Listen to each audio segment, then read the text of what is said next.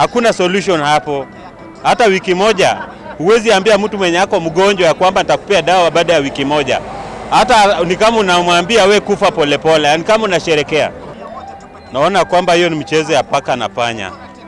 Sababu kuongea bila kuwekwa mambo kwa sheria haitatusaidia.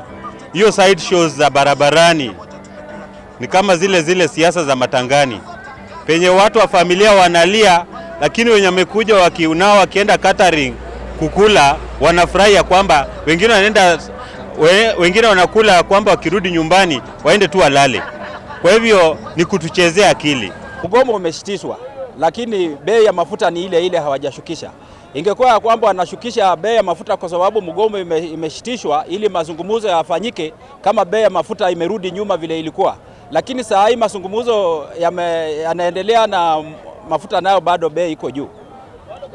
Sisi kama hustlers, mafuta ya taa imepandishwa. Kule risafu kule tunatumia mafuta ya taa. Ikiwa mafuta ya taa imepandishwa, sisi wakaaji wale wa kiwango cha chini tumeumia sana kwa sababu usiku tunatumia mafuta ya taa, hatuna stima. Hiyo mafuta ya taa ndiyo yenye tunapika nayo. Tumeumizwa sana kwa sababu sasa tena mafuta ya taa imepandishwa karibu kiwango cha diesel. Mimi nakubaliana na wakubwa wetu ambao wameongea na wakubwa wa serikali kwamba wasitishe mgomo, sababu mgomo unaathiri uchumi wa nchi. Mgomo wetu unaofanyika Kenya si mgomo, uko na fujo, watu wanaharibu vitu za watu.